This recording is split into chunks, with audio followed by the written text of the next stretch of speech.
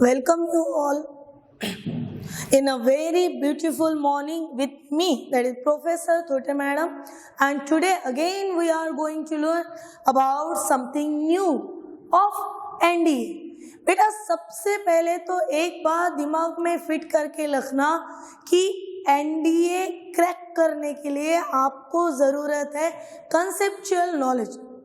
बिना conceptual knowledge के आप आगे नहीं बढ़ सकते।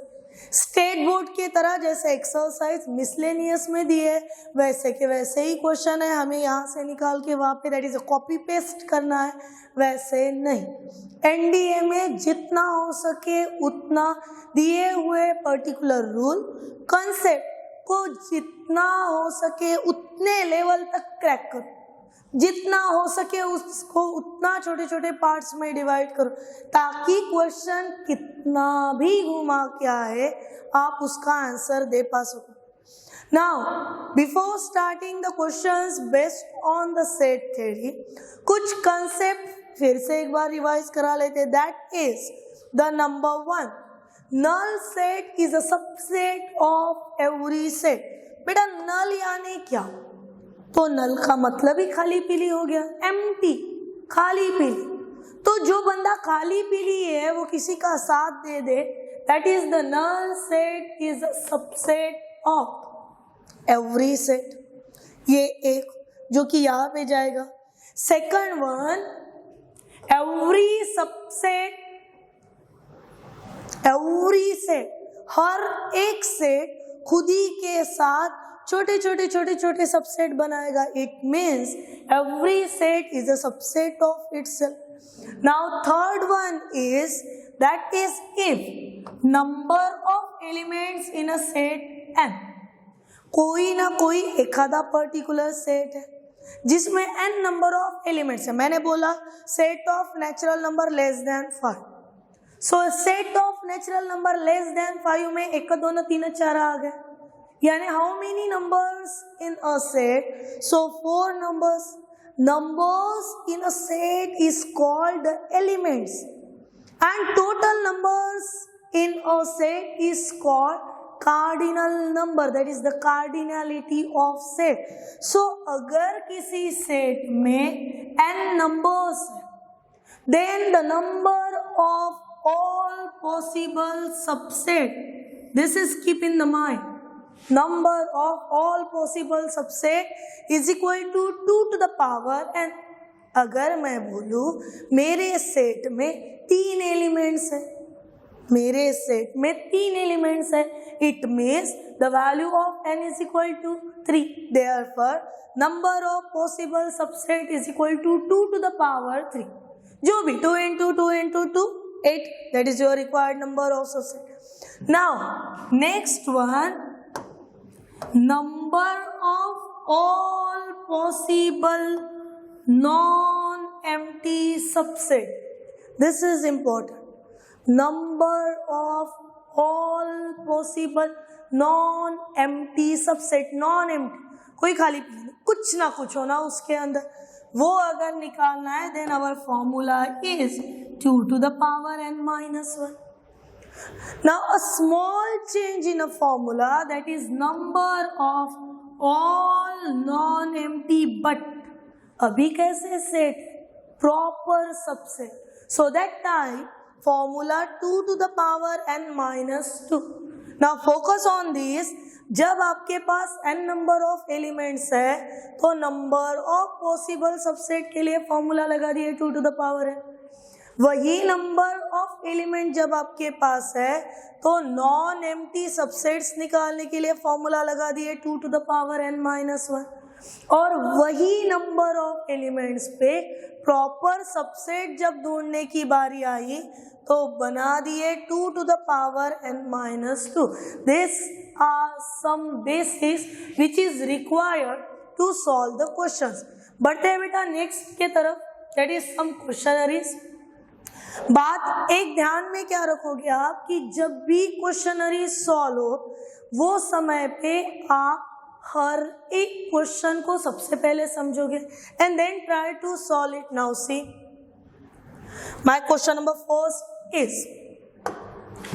A is a set of divisor of number 15. क्या है सेट है? डिवाइजर. 15 के डिवाइजर कौन कौन बन सकते? सो सेट ए डिवाइजर बना लो. B is the set of. B किसका सेट है? Set of prime number less than 10. Less than 10. And third one, that is the set C, is the set of even number less than 10. Values निकालो. To find the value of A, B and C, सबसे पहले काम बनेगा कि आप A, B, C की values निकालो. फटाफट होने को होना है. मैं एक्सप्लेन करा के बता रही तो मुझे वक्त लग रहा, पर आपने उससे भी फास्ट जाना. सो सबसे पहले बोल दिया 15 के डिवाइजर. कौन कौन है 15 के divisor? So 1, 3, 5 and 15 itself. These are the 15 के divisor. उसके बाद B is the set of prime number less than 10. Set of prime number कहाँ से शुरू होता है prime number? तो prime number ही 2 से start होता है. So prime number में आ गए 2, 3, 5, 7. सोचो 9 prime number है ना, तो नहीं आएगा. देन नेक्स्ट इस पे मूव होते. C is the set of even numbers. Even माने 2 1 जा 2, 2 2 जा 4, 2 3 जा 6.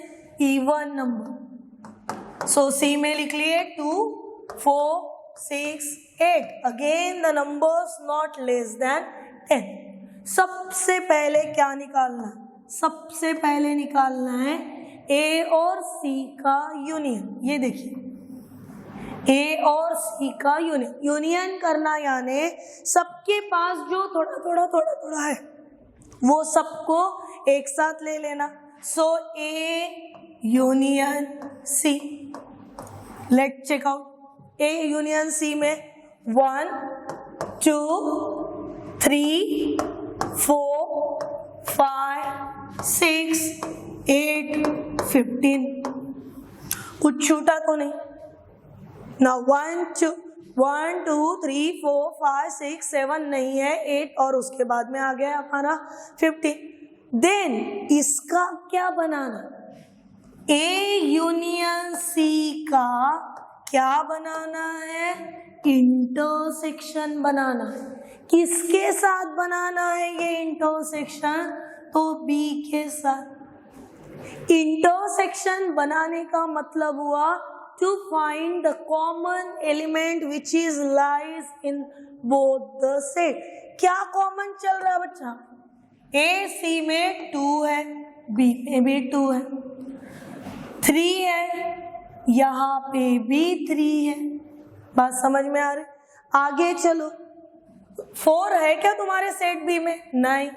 5 है, यहाँ पे भी 5 है. It means what are the common elements? So our required common elements are 2, 3, 5.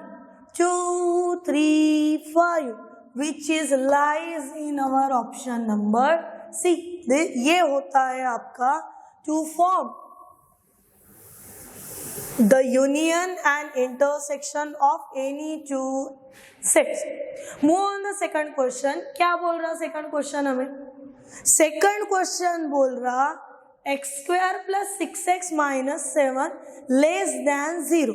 Less than यानी छोटे छोटे, ठीक है, छोटे छोटे, साथ ही साथ less than 0 यानी निगेटिव है. किसके? सबसे पहले सॉल्व कर लो बेटा. x² plus 6x minus 7 less than 0.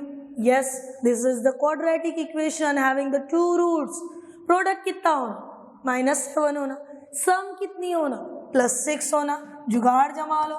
x² plus 7x minus x minus 7 less than 0. x² plus 7x में से कॉमन क्या क्या दिख रहा दोनों के पास? तो x in a bracket x plus 7. -x -7 में से कॉमन निकालने जैसा कुछ नहीं, पर दोनों के दोनों माइनस साइन लेके जा रहे हैं, इसीलिए -1 x plus 7 less than 0.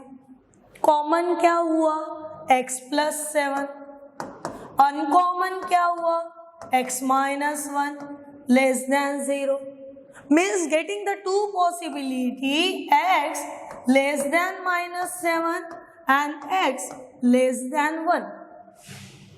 1 से छोटा माइनस 7 से छोटा सेट A कंटेन करेगा बेटा हमारा, set A containing the element minus 7 and 1. ये पहला part. For the second part फिर से मूव हो जाते हैं, x square plus 9x plus 40। अभी ऐसे कौन से आपके पास दो फैक्टर्स है ना, डू वन करेक्शन हियर, -4। ऐसे कौन से दो फैक्टर्स है आपके पास having the product -14 and sum is +9। चलो एक काम करें,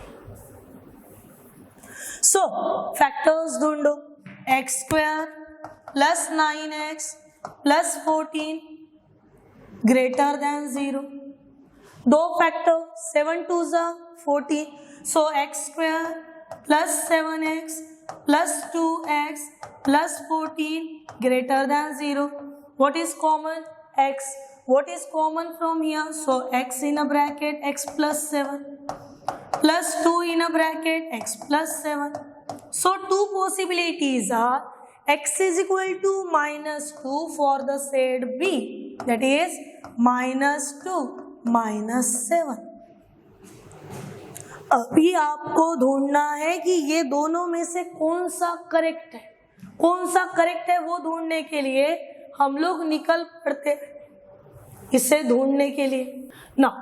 set A having the element -7, 1, set B with the element -2, -7, पर उसके less than greater than sign को अगर ऑब्जर्व करते हो आप लोग तो आपको एक चीज ध्यान में आएगी, एक लेस देन है एक ग्रेटर देन, यानी पहला सेट, चलो बेटा नंबर लाइन से बता देती हूँ तुम्हें, पहला सेट आपको बोल रहा कि आपको कहां से कहां तक के कवर करना है, तो आपको कवर कराना है -7 से लेके +1 तक का।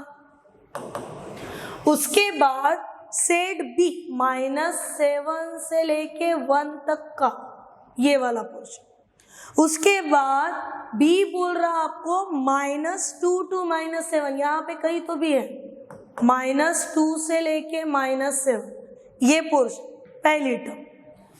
A इंटरसेक्शन B कहाँ से कहाँ तक होगा, ये A है ये B है, चेक कर लो क्या ये -2 से 1 के बीच में इंटरसेक्शन देगा, तो yes this one is correct. A upon B which is nothing but the A minus B, और A माइनस B के लिए आपकी लाइन देखो कहाँ से कहाँ तक है, यस करेक्ट है लाइन अपनी, -7 से लेके तो -2 तक, it means second also correct. So question is select the correct answer using the code given below, which one is correct? So both are correct, first भी correct है और साथ ही साथ second भी correct है, it means both are correct। move on the second number third। now next question पे move होते हैं, उसके पहले एक क्वेश्चन अपना छूट गया यहाँ से, that is the question number second, उसको पहले निपटा लेते हैं। what is the question number second? क्या बोल रहा क्वेश्चन नंबर सेकंड हमें, ये बोल रहा मेरी वैल्यू निकालो A intersection A union B के कॉम्प्लीमेंट के साथ।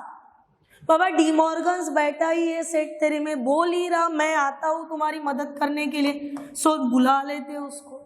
According to the De Morgan's law A union B complement को लिखा सकते हैं A complement intersection B complement, rule ही बता रहा हमें।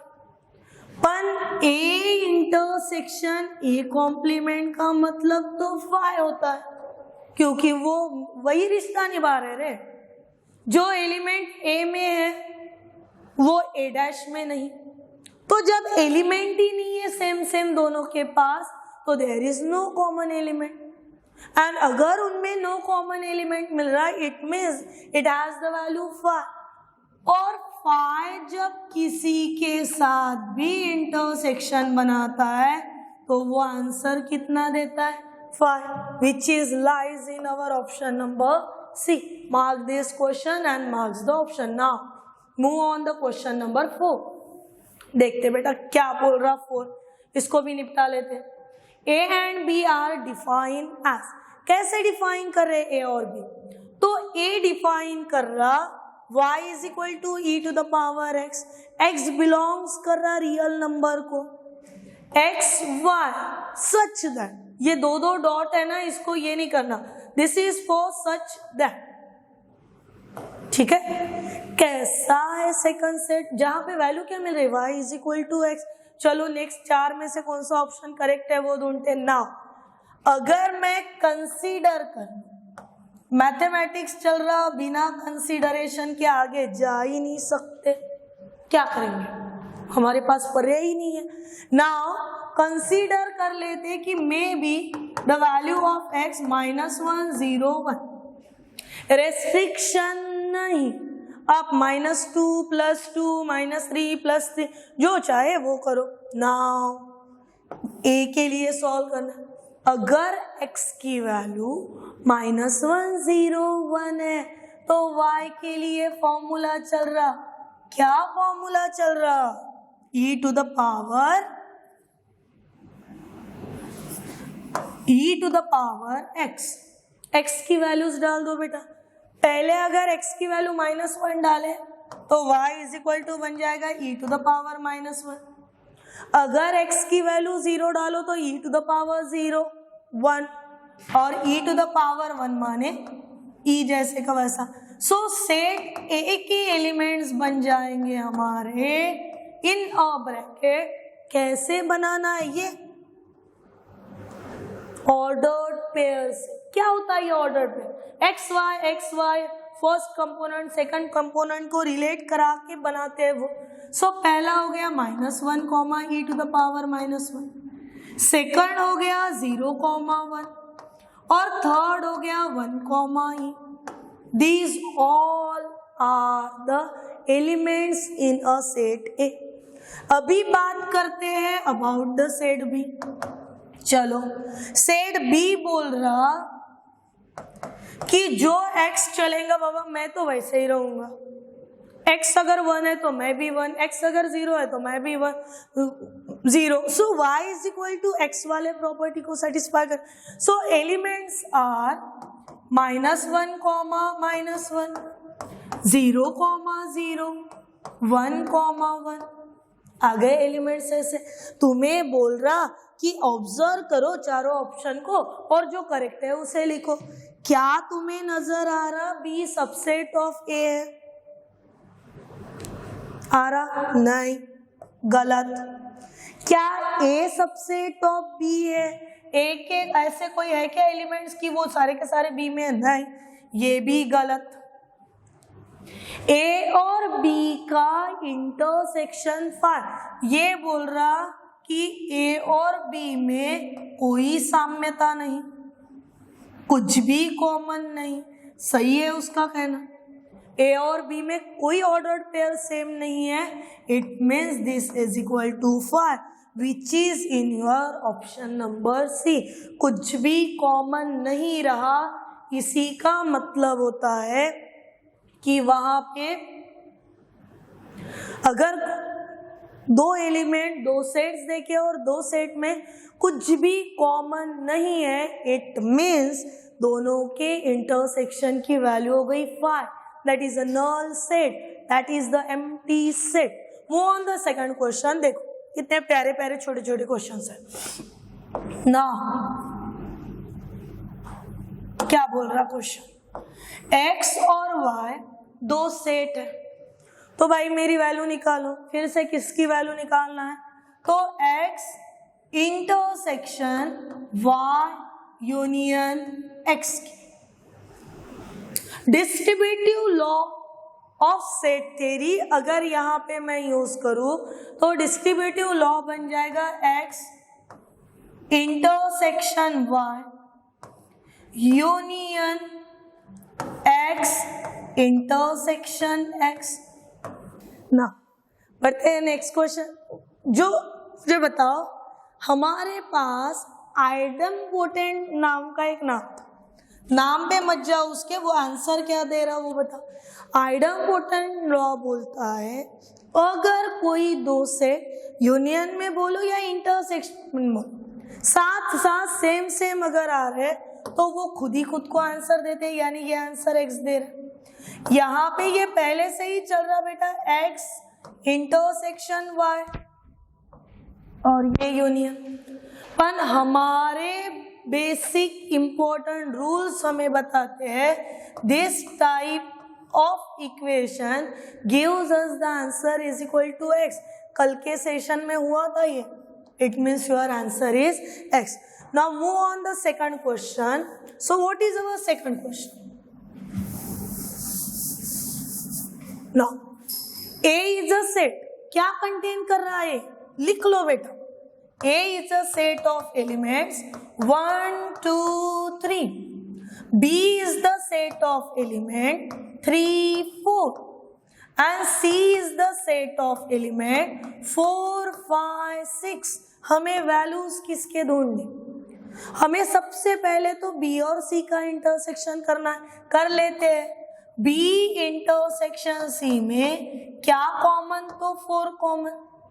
उसके बाद ये इंटरसेक्शन का यूनियन लेना है A के साथ, it means A union B intersection C। Values डालो बेटा। ये 1, 2, 3 पहले से ही ये 4 आ रहे हैं, मिलके हो गए 1, 2, 3, 4, which is lies in our option number second. Now move on the next one, that is क्या वैल्यूज देखिए, देखो A is the set containing elements 1, 3, 5, 7, 9. It means all the odd. ठीक है ना? And set B containing 2, 4, 6, 8. It means all even.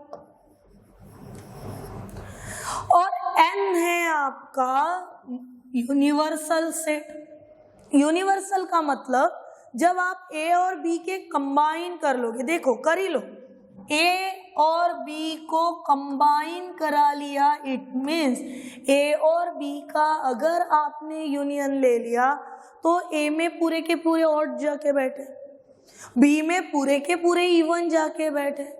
Union करा लिए, mix up करा लिए तो ऑड और इवन मिला के पूरा कवर करा देंगे। 1, 2, 3, 4, 5, 6, 7, 8, 9, 10, 11, 12, 13, 14, 15, 16, 17 and 18 आ गए पूरे एलिमेंट्स, क्योंकि अप टू द 18 ही मार्क किया हमारे। उसके बाद लगे हाथ ये ढूंढ लो बेटा, A इंटरसेक्शन B। सोचने वाली बात है, A तो पूरा ऑड का चल रहा, B तो पूरा इवन का चल रहा, तो ऑड और इवन में क्या कॉमन, क्या सिमिलर? कुछ सिमिलर नहीं। इसका मतलब ये हमें आंसर देगा null set, which is nothing but the 5। आ रही बात समझ में? अगर ये ऐसा है तो हमें वैल्यू देखो किसकी निकालनी है, चलो निकालने बैठते अपन।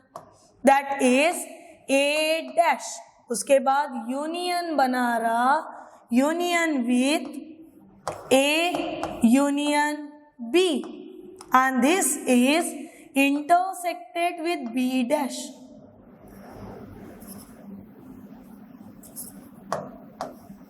This is our bracket. Now see, from the given, ये given था, हम लोगों ने वैल्यूज दिए, जब A और B को हम लोग यूनियन करा ले तो हमारा यूनिवर्सल सेट आ रहा। इसका मतलब A यूनियन B की जो वैल्यू है वो हुई बेटा आपकी universal set, that is nothing but the N। और N इंटरसेक्ट हो रहा B डैश के साथ, ये भी फिर से rule, N intersection with B dash, it gives us the answer B dash, that is A dash union B dash। पर A dash union B dash को अगर हम लोग बोल ले A intersection B and then dash, मतलब change हो रहा क्या? नहीं। पर ये किससे लिखा रे बेटा मैंने? ये लिखा मैंने by using the D Morgan's law.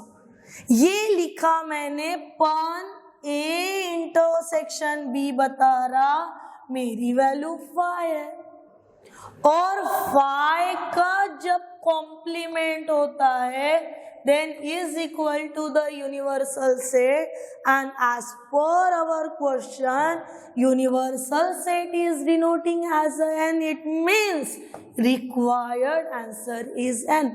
ये होता है कॉम्पिटेटिव ना। भले ही यहाँ पे वक्त जा रहा बेटा, पर आपको डिटेल पता चले। सवाल ये है क्या मैडम ऐसे क्वेश्चंस आते हैं? तो ऐसे ही क्वेश्चंस आते, यहाँ पे कोई मिक्सचर नहीं करा रहे अपन। These all questions are only based on the NDA NA examination, not any other examination। ये प्रिपरेशन आपको JEE के काम में आ सकती है to build up your basic knowledge। ठीक है ना। क्वेश्चन नंबर 8 की तरफ बढ़ते हैं। अभी देखो क्वेश्चन नंबर 8 को अगर आप पढ़ो, और यही क्वेश्चन जब आप स्टेट बोर्ड एग्जामिनेशन के लिए प्रिपेयर करो तो वो समय पे हमें बड़ा डिटेलिंग देना पड़ता। अभी मैं आपको एक ट्रिक्स बताती हूँ ये ऐसे क्वेश्चन को सॉल्व करने के लिए। वेन डायग्राम नाम सुने, जिसमें बड़ा सा ऐसा रेक्टेंगुलर, फिर उसके अंदर गोले बनाते हैं अपन, फिर कभी कभी वो गोलों को मिक्सअप करते हैं, फिर पता चलता है इसके अंदर वो, उसके अंदर वो, उसके अंदर वो। जब ये मिक्सअप करा लेते हैं, कोई ट्रायंगुलर फॉर्म शो करते हैं, कभी इंटरसेक्शन दो गोले एक दूसरे को जाके मिल जाते, कभी दो अलग अलग रास्ते जाते। This is all about the diagrammatic representation which is called as a Venn diagram for set theory। वैसे ही वेन डायग्राम का यूज करते हुए देखो, नो मैटर आपने क्वेश्चन कैसे सॉल्व किया, आपने पूरा गए थ्योरी या फिर आपने वेन डायग्राम किए, मतलब है 4 में से एक करेक्ट ऑप्शन को सिलेक्ट करना। नाउ से कितने लोगों का ग्रुप है? 50 लोगों का ग्रुप, उसमें से 18 लोग जो है वो चाय को पी रहे, that is drink a T but not coffee, पर वो कॉफी नहीं पी रहे। वाइल 33 ड्रिंक टी, पूरे 33 जो है वो क्या पी रहे? वो टी पी रहे। हमें निकालना है how many persons drink coffee but not T. अभी देखो इसे हम लोग डायग्रामिकली कैसे कंफर्म है, हमारे पास 2 सेट चलने वाले, 2 सेट में से एक सेट को रिप्रेजेंट करा लिए सेट ऑफ टी, दूसरा सेट ऑफ कॉफी। ये जो बीच वाला हिस्सा बैठेगा ये इंटरसेक्ट हो रहा, इसका मतलब वो लोग जो चाय भी लेते हैं और कॉफी भी लेते हैं मेरे जैसे, वैसे लोगों का वो बीच वाला हिस्सा हो गया। अभी देखो 18 लोग सिर्फ टी ले रहे, 18 लोग, यानी ये इतना जो पोर्शन है बेटा, इतना ये पोर्शन सिर्फ टी को रिप्रेजेंट कर रहा, उसके कॉफी को नहीं। हाँ, इसीलिए मैंने वो पोर्शन नहीं लिया।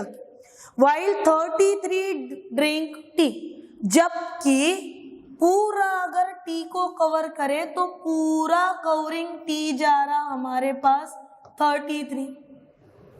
अभी 33 में से 18 लोग पहले ही टी पी रहे, कंफर्म है। बचे कुचे जो लोग हैं जो आपके यहाँ पे काम करेंगे, मिला के बनने को होना ना, तो आपके पास 33 पहले ही है, उसके बाद में आप 18 वहां पे दे रहे, यानी आपके पास इंटरसेक्शन में हो सकता है बेटा कि यहाँ पे 15 लोग हो। मिल गए? अभी देखो 18 लोग यहाँ पे, 15 लोग वहां पे, तुम्हारे पास टोटल लोग कितने हैं? 50 में से आपके 33 लोग चले गए, बचे कितने? 17, यानी यहाँ पे लोग कितने आने को होना? 17 लोग क्या ले रहे? सिर्फ कॉफी ले रहे, क्या नहीं ले रहे? टी नहीं ले रहे। So this is about the question by using which diagram? By using the Venn diagram.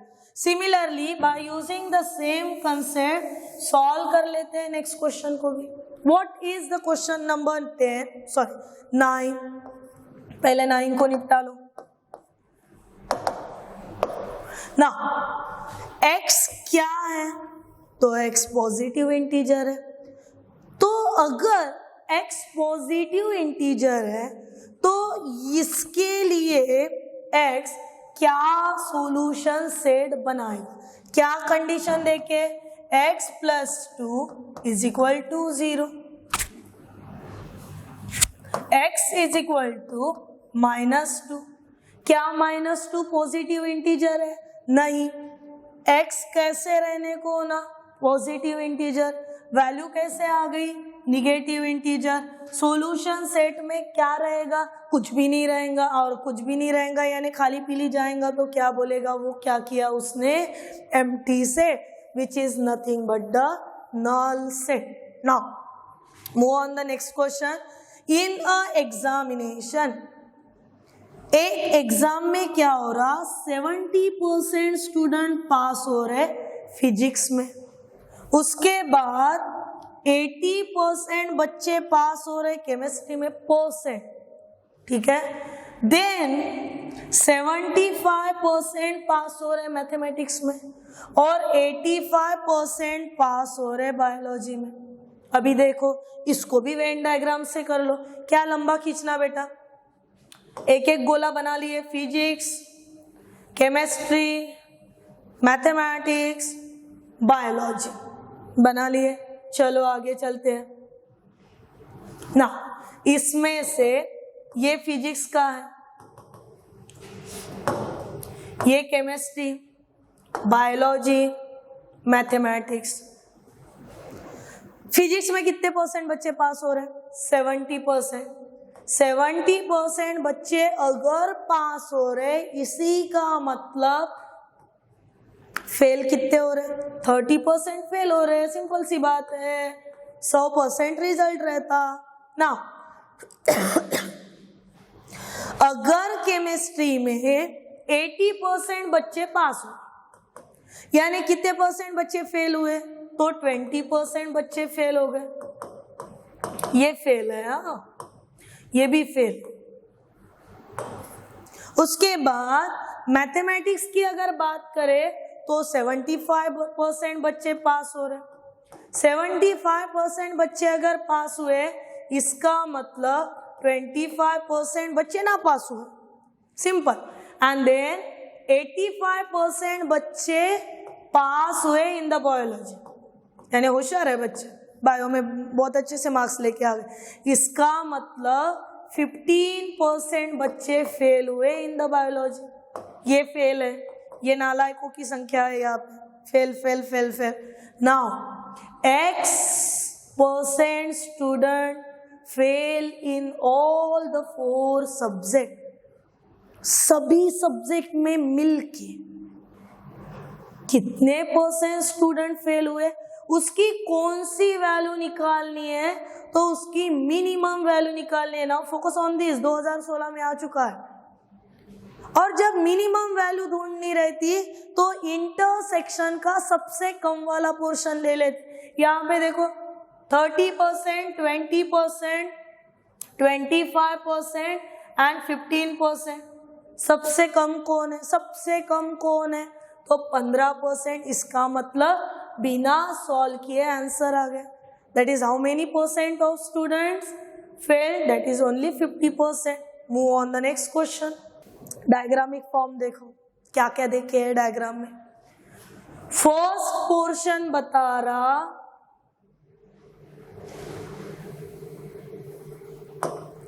ना, फर्स्ट पोर्शन बता रहा मैं P.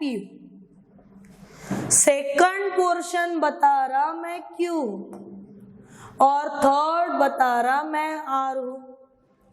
उसमें से कुछ एरिया शेडेड है बच्चा.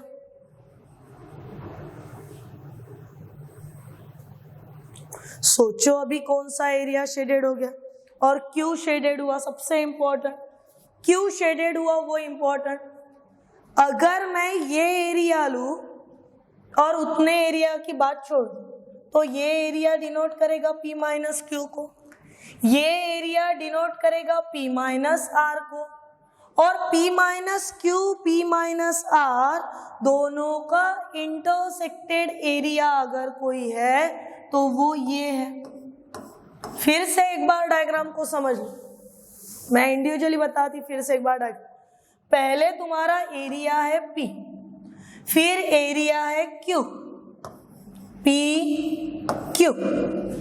अभी मुझे P माइनस Q अगर करना है तो तुम्हें पता है बेटा रूल, P माइनस Q अगर करना है तो ये पोर्शन तुम्हारा आंसरिंग पोर्शन हुआ, समझ रहे। उसके बाद नेक्स्ट मेरे पास पोर्शन आ रहा दैट इज R, ये R है। और जब मैं P माइनस R की बात करूं तो इतना पोर्शन आएगा, आ रहा है इतना पोर्शन P माइनस R के लिए। और ये जो हमारा बचा कुचा पोर्शन है वो इन दोनों का कॉमन एरिया, इसका मतलब वो क्या है, intersection. Move on the next question. Now which of the following is a true statement, नीचे दिया हुआ कौन सा स्टेटमेंट सही है वो बताइए। Mod of x is equal to minus 1 is equal to 5 सही है, कारण दो इसको। मॉडुलस नेवर निगेटिव, मॉडुलस कभी भी क्या नहीं रहता, निगेटिव, और इसीलिए first one is your correct. ABC 1 2 3 is not a set, नहीं बेटा ये सेट है, कोई सवाल ही नहीं पैदा होता। X बिलोंग्स कर रहा R को और 1 से लेके 2 तक के नंबर को फाइनाइट बोला गया, करेक्ट है ना। R का मतलब ही रियल नंबर होता है, रियल नंबर में आता ही पूरा है, नेचुरल भी आ गए, होल भी आ गए, रैशनल भी आ गए, इरेशनल भी आ गए। 1 से 2 में ऐसे कौन से नंबर के जिसको हम लोग ना काउंट कर पाए। इसका मतलब सेट फाइनाइट हुआ कि इनफाइनाइट, ये चीजों में सभी नंबर्स कवर हो गए। दैट इज फाइनाइट अगर है तो फाइनाइट में आपके पास दुनिया भर के नंबर्स आएंगे, छोटे छोटे छोटे छोटे, रैशनल, इरेशनल, उसके बाद whole number, natural number, and that's why might be, it may be now. उसके बाद ये सेट है, बोला गया है not a set, and then this one also incorrect statement. So out of all this our statement first is a correct statement. Now move on the question number 14, उसके पहले 13 को ले लेते। A और B का इंटरसेक्शन जो है वो 5। अभी A B का इंटरसेक्शन अगर 5 है, इसका मतलब A and B both are the disjoint set।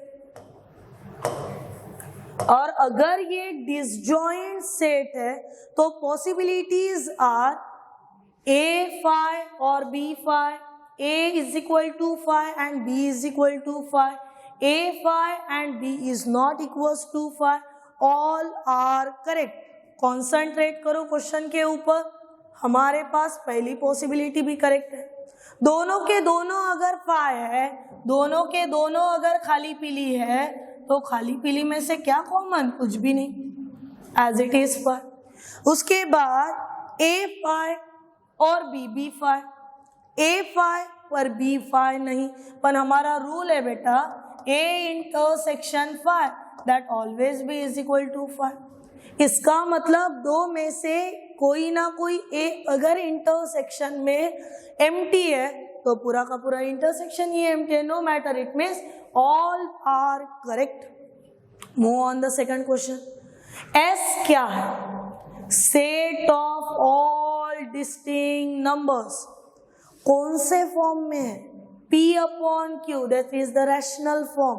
जहाँ पे P और Q किसको बिलोंग कर, 1 2 3 4 5 6 को बिलोंग कर रहे हैं। और अगर ये 1 2 3 4 5 6 को बिलोंग कर रहे हैं तो हमें ढूंढनी है कार्डिनलिटी ऑफ द सेट। चलो कार्डिनलिटी ढूंढते।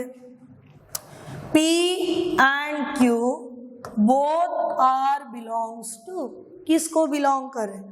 1 2 3 4 5 6 किस फॉर्म में बिलोंग कर रहे हैं?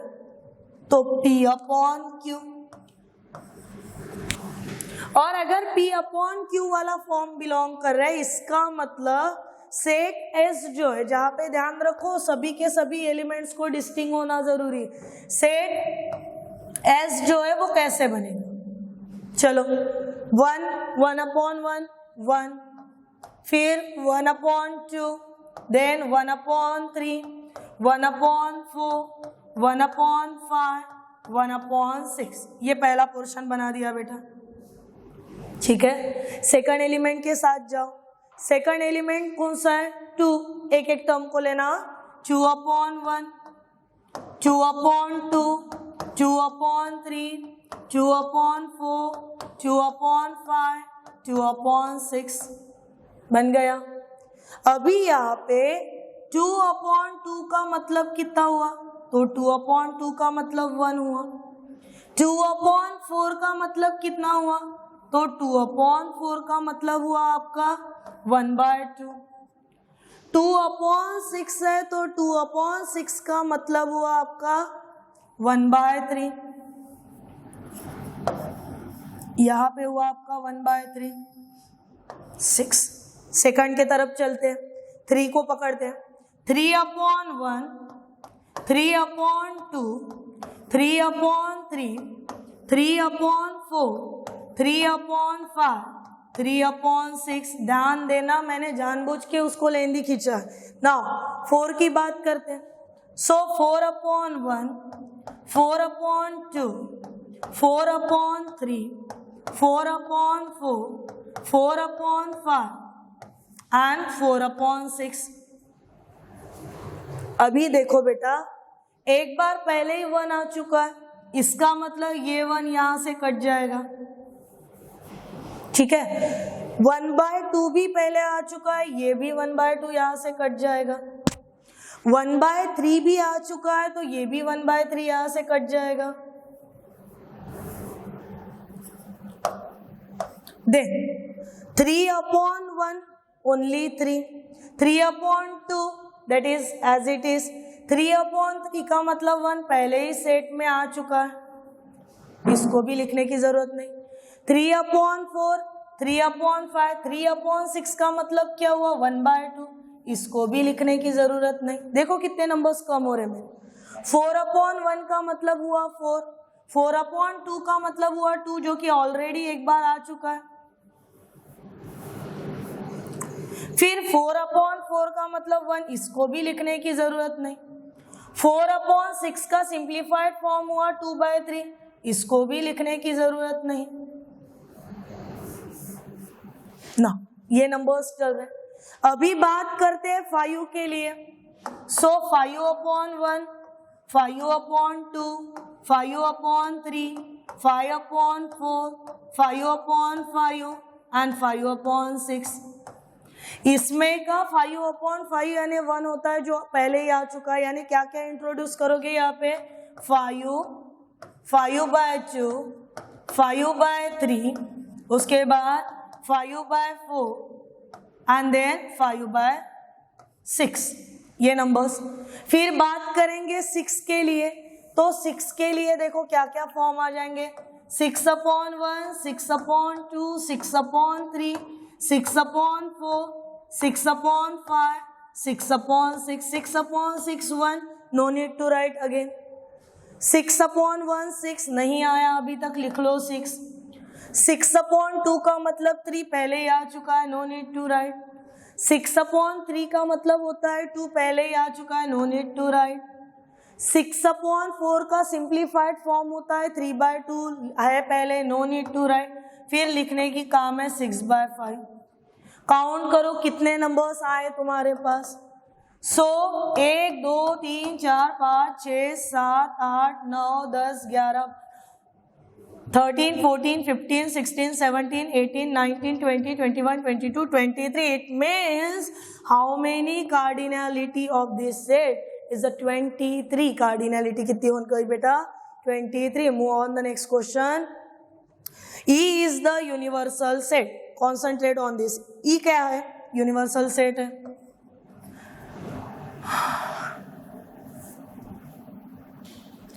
ना E अगर यूनिवर्सल सेट है, इसका मतलब वो इंटरसेक्शन और यूनियन में अपना अपना कारनामा करेगा. नाउ एक कंडीशन ये देखिए कि A जो है वो B और C के यूनियन के बाद मिले. That is A is equal to B union C. चलते हैं इसको सॉल्व करने के लिए. E minus again one more E again minus again E again minus again E. बाप रे कितने E हो गए अपने पास? 1 2 3 और 4 और फोर्थ में से माइनस A किया. इसके बाद यहाँ पे 1 इसका 2 3 4 चेक कर लो कोई छूटा तो नहीं. 1 2 3 4 5 है हमारे पास और एक देना पड़ेगा हमको और ये माइनस यहाँ पे लिख लिए 5 टर्म. नाउ ये किसके बराबर होगा वो ढूंढना है हमें. पहले तो हम लोगों ने सबकी वैल्यू लिख ली. उसके बाद A is equal to B union क्या है? तो B यूनियन क्या है? C है.